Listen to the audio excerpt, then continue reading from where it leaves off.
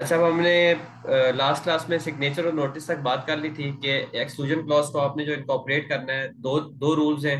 उनसे पास होना पड़ता है, फिर जाके एक्सक्लूजन क्लॉज की वैलिडिटी का पता चलता है कि वैलिड है या नहीं लॉ की नज़र में। एक होता है कॉमन लॉ रूल, एक होता है statutory rule. Common law rule में आपको दो चीज़ें देखनी होती है कि एक्सक्लूजन क्लॉज को प्रॉपरली कॉन्ट्रैक्ट का हिस्सा बनाया गया या नहीं गया, और दूसरा कि उसकी वर्डिंग्स लॉ को कवर करती हैं या नहीं।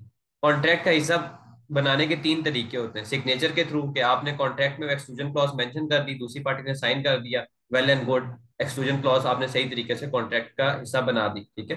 दूसरा था नोटिस, कि आपने रीजनेबल स्टेप लेना है कि कॉन्ट्रैक्ट करने से पहले उस बंदे के नोटिस में वो एक्सक्लूजन क्लॉज आ जाए। मैंने आपको बहुत ही सिंपल एग्जांपल दी कि आप जब रिपेयर कराने जाते हो, तो अगर उस बंदे ने सामने की मेंशन किया है कि अगर ड्यूरिंग रिपेयर फोन डेड हो जाता है तो हमारी रिस्पॉन्सिबिलिटी नहीं है, तो उसने रीजनेबल स्टेप लिए हैं, अब आपको पता है। तो अगर इन केस आप उसको फोन देते हो और वो फोन खराब हो जाता है, डेड हो जाता है, तो वो आप उस पर केस नहीं कर सकते। हाँ, लेकिन अगर उसने वो नोटिस जो है वो छोटा सा कहीं दूर कोने में लगाया हो, जिससे जो कि कस्टमर की नजर में नहीं आता हो, तो वो रीजनेबल स्टेप नहीं था, उस केस में कोर्ट जो है अगर आप उस पर क्लेम करते हो तो आप कर सकोगे, ठीक है। तो और एक दूसरी इंपॉर्टेंट और दूसरा मैंने टिकट का बताया कि रेलवे टिकट का, जिसमें मैंने आपको केस भी बताया कि रेलवे टिकट के बैक पे यूजली इस तरह टिकट्स के बैक पे ही लिखा होता है, जो भी चीजें लिखी होती है एक्सक्लूजन क्लॉज मेंशन होती है, तो वो एक रीजनेबल स्टेप हो जाएगा, ठीक है। और तीसरी बात कि कॉन्ट्रैक्ट करने से पहले जो है वो आपके नोटिस में होनी चाहिए, कॉन्ट्रैक्ट होने के बाद नहीं होनी चाहिए। जिसकी एग्जांपल मैंने आपको दी कि मिसाल के तौर पर आप एक होटल होटल में गए, आपने वहां पर रूम बुक कराया रिसेप्शन में, ठीक है। कॉन्ट्रैक्ट कहाँ पर हुआ? रिसेप्शन डेस्क पे, जहां पर आपने पैसे दिए, उसने आपको रूम अलॉट किया, रूम की चाबी दी। अब वो आप जब रूम में जाते हो और रूम के अंदर या रूम के बाहर नोटिस लगा हुआ है कि यार अगर ये हो गया तो हम रिस्पॉन्सिबल नहीं है, अगर ये हो गया तो हम रिस्पॉन्सिबल नहीं है, तो ये आपने फिर रीजनेबल स्टेप नहीं लिए। तो कोर्ट कहता है कि कॉन्ट्रैक्ट जो है उसके होने से पहले जो है ना, आपने एक्सक्लूजन क्लॉज बंदे के नोटिस में लानी है।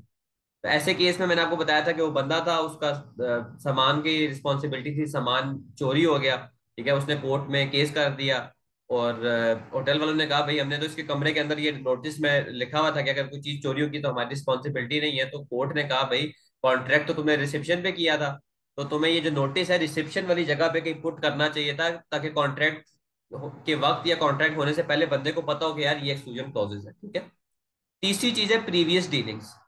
For an exclusion clause to be, अब ये इसकी एक्सेप्शन आ जाती है, जो मैंने आपको कहा था कि क्लॉज जो है बेसिकली कॉन्ट्रैक्ट से पहले जो है आपको पता होनी चाहिए।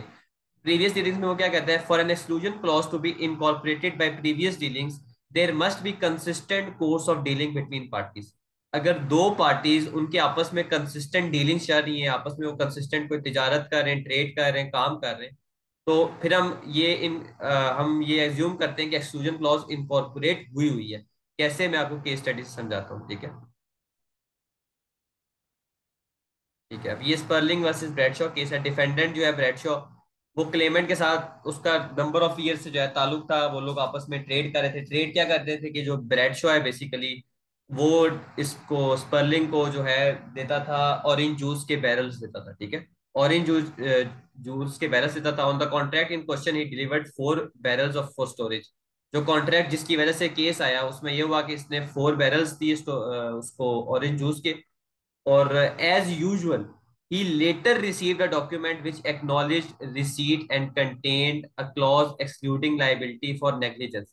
अब ये बात आपने समझनी है, ठीक है, कि बैरल्स जो है वो पहले पहुंचाता था, ठीक है, बैरल्स वो पहले पहुंचाता था, और जो इनवॉइस है वो बाद में पहुंचाता था, और इनवॉइस पे लिखा होता था कि अगर नेग्लिजेंस की वजह से कुछ हो गया तो हमारी रिस्पॉन्सिबिलिटी नहीं है, ठीक है, रिस्पॉन्सिबिलिटी हमारी नहीं है। अब हुआ यूं कि वो काफी सालों से ट्रेडिंग कर रहे थे, वो टाइमली बैरल्स पहुंचा रहा था। इस दफा जो कॉन्ट्रैक्ट जो इन क्वेश्चन था, उसने जो बैरल्स पहुंचाए, उन बैरल्स जो थे उसने देखा कि ये बैरल्स तो क्या कहते हैं, खाली है, ठीक है। ये जो सामान है वो उसमें खराब पड़ा हुआ है, ठीक है।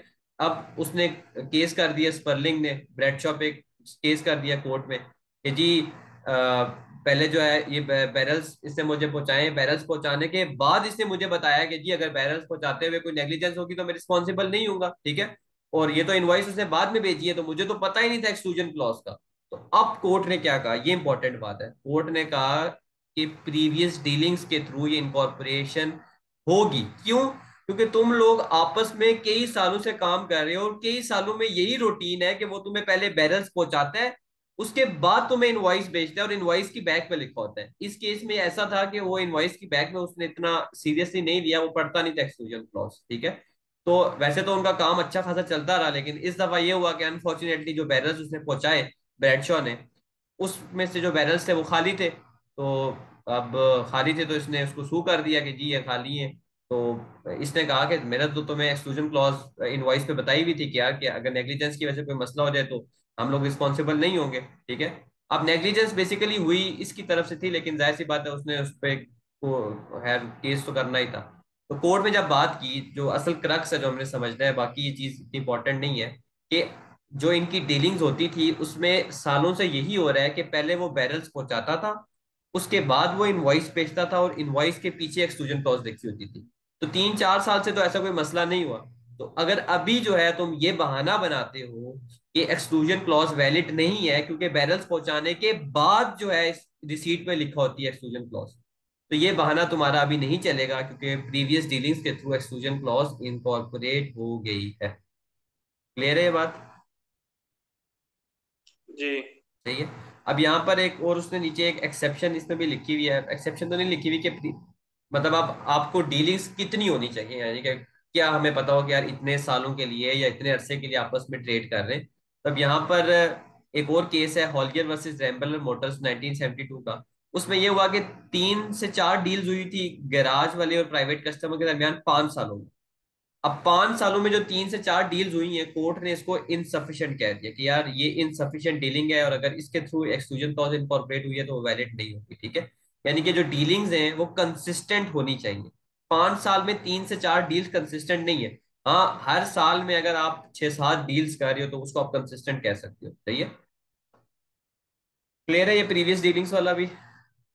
जी और दूसरी चीज जो है वो है wordings must cover loss. Common law test क्या कहता था कि 2 चीजें होनी चाहिए, इनकॉर्पोरेट करना है कॉन्ट्रैक्ट में, उसके 3 तरीके हमने देख लिए। और दूसरा, वर्डिंग्स ऐसी हो कि लॉ को कवर कर रही हो, यानी कि क्लियर वर्ड्स में आपने बताना है कि अगर ये हो गया तो हम लायबल नहीं होंगे। अगर आप ऐसा नहीं करते, अगर आप ऐसा नहीं करते तो court interprets word narrowly against interest of person seeking to rely on clause.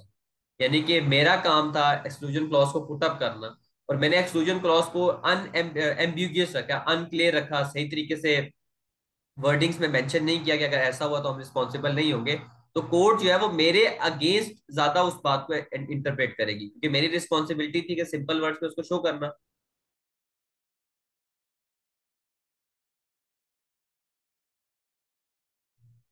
तो वर्डिंग्स जो है वो प्लेन होनी चाहिए, सही है। क्लियर है ये चीज? जी जी, इतना ही रखें।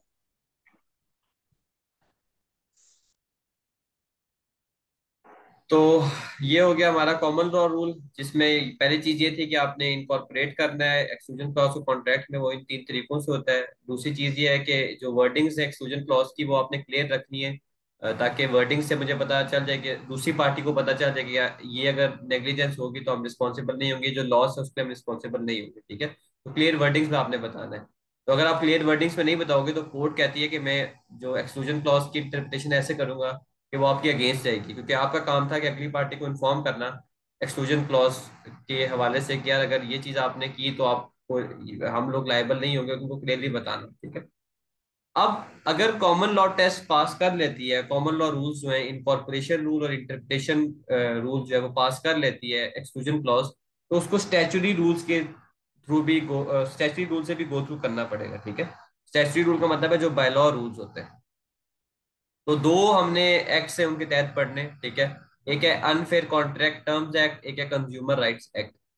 अगर जो है exclusion clause business to business contracts में है, यानी कि दो बिजनेसेस आपस में डील कर रहे हैं, तो उस सिचुएशन में जो एक्सक्लूजन क्लॉज है उसके हवाले से ये एक्ट क्या कहता है, it states that clause excluding liability for death और personal injury due to negligence is void. Void का मतलब है इनवैलिड। अगर कॉन्ट्रैक्ट बिजनेस टू बिजनेस है तो फिर ये वाला एक्ट अप्लाई होगा। और ये वाला एक्ट कहता है कि अगर तुमने ऐसी एक्सक्लूजन क्लॉज कॉन्ट्रैक्ट में बनाई है कि उस एक्सक्लूजन क्लॉज की वजह से तुम ये कहो कि यार अगर अगले बंदे की डेथ हो जाए या उसको कोई इंजरी हो जाए तुम लोगों की नेग्लिजेंस की वजह से, तो तुम लोग ऐसी एक्सक्लूजन क्लॉज नहीं बना सकते। It states that clause excluding liability for death और personal injury due to negligence is invalid. यानी कि तुम लोग कोई ऐसी एक्सक्लूजन क्लॉज नहीं बना सकते कि तुम जिसमें अपनी लाइबिलिटी को एक्सक्लूड कर दो कि यार हमारी नेग्लिजेंस होगी और हमारी नेग्लिजेंस की वजह से अगले बंदे की मौत हो जाए या उसको पर्सनल इंजरी हो जाए, तो ऐसी एक्सक्लूजन क्लॉज तुम नहीं बना सकते। ठीक है। और other loss due to negligence is void unless reasonable. और दूसरी अगर ऐसी एक्सक्लूजन क्लॉज है जिसमें बंदे को दूसरा कोई किसी और दूसरी पार्टी है उसको आपकी नेग्लिजेंस की वजह से लॉस हो रहा है, तो वो भी इनवैलिड होगी। लेकिन अगर वो रीजनेबल है तो वो फिर वैलिड हो सकती है। ठीक है। अब क्या वो चीज रीजनेबल है या नहीं, तो ये आप पे डिपेंड करता है, जो कि इस पे रिलाई कर रही है एक्सक्लूजन क्लॉज पे, उस पे बर्डन ऑफ प्रूफ है। रीजनेबलनेस चेक करते हुए कोर्ट जो है ये चार चीजों को देखती है, बस इनको आपने याद ही कर लेना है कि बार्गेनिंग पोजीशन दोनों पार्टीज की क्या है, कि जो दोनों पार्टीज हैं आपस में, एक पार्टी को स्ट्रॉन्गर तो नहीं है, एक पार्टी को स्ट्रॉन्ग, दूसरे को जो है जबरदस्ती तो इन्फोर्स नहीं कर रही कि एक्सक्लूजन क्लॉज पे तुम अमल करो या साइन करो कॉन्ट्रैक्ट को। क्या कोई लालच वगैरह दी हुई है पार्टी ने, अ, दूसरी पार्टी की एबिलिटी कितनी है कंपनसेशन प्रोवाइड करने की, यानी कि अगर आपकी नेग्लिजेंस की वजह से बेसिकली नुकसान हो जाता है तो कितनी कंपनसेशन तक आप प्रोवाइड कर सकते हो, इस हवाले से भी आपने बताना है। और क्या पार्टी को एक्सटेंट ऑफ टर्म का पता है कि एक्सक्लूजन क्लॉज की एक्सटेंट क्या है, कहाँ तक ये जाती है। ठीक है।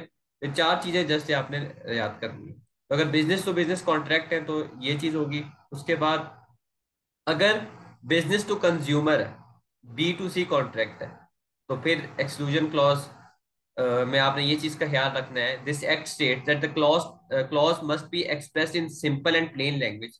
ये जो क्लॉज आपने सेट आउट की हुई है कॉन्ट्रैक्ट में, ठीक है, जैसे जो आपके बेसिकली जो बिजनेस टू कंज्यूमर कॉन्ट्रैक्ट्स में जो note consumer contracts consumer notice आ जाते हैं, इसमें जो आपने क्लॉजेस मेंशन कर दी है एक्सक्लूजन क्लॉज, वो प्लेन और सिंपल लैंग्वेज में होनी चाहिए, आसान लफ्जों में होनी चाहिए। और and it should create imbalance among parties right, it should not create it this actually that clause must be expressed in simple and plain language and it should not create। CRA 2015 act ये कहता है कि जो clause है जो आपने set out की है वो आसान लफ्जों में होनी चाहिए। ठीक है। और उसकी वजह से दोनों पार्टीज के राइट में इम्बैलेंस नहीं आना चाहिए। इसकी एग्जांपल ये हो सकती है, फॉर एग्जांपल आपने कोई ऐसी क्लॉज बना दी कि मैं अपने कंज्यूमर की कंसेंट के बगैर जो है टर्म्स एंड कंडीशन को चेंज कर सकता हूँ। तो ये क्लॉज तो इम्बैलेंस क्रिएट कर रही है ना, ऐसा तो नहीं होता दूसरी पार्टी की कंसेंट के साथ ही आपको क्लॉज का कुछ करना होता है। आपने कॉन्ट्रैक्ट सेट आउट कर दिया, उसमें आपने क्लॉज डाल दी कि जब मेरी मर्जी हुई मैं टर्म्स और कंडीशन को बदला दूंगा। तो ऐसा तो फिर कस्टमर के साथ आप नहीं कर सकते ना, ये इम्बैलेंस क्रिएट कर देता है। तो ये CRA 2015 एक्ट कहता है। ये बिजनेस टू कंज्यूमर कॉन्ट्रैक्ट में अप्लाई होता है, और UCTA 1977 आपका बिजनेस टू बिजनेस कॉन्ट्रैक्ट में अप्लाई होता है। समरी में आपको बता देता हूँ एक्सक्लूजन क्लॉज की जो हमने सारा पढ़ा है। Does the clause pass the common law rules. क्या जो क्लॉज है वो, पहले आपने देखना है कॉमन लॉ रूल्स को पास करती है वो क्या थे। नंबर वन, क्या इनकॉर्पोरेशन क्या हुई हुई है प्रॉपरली। नंबर टू, क्या वर्डिंग्स लॉस को कवर कर रही हैं।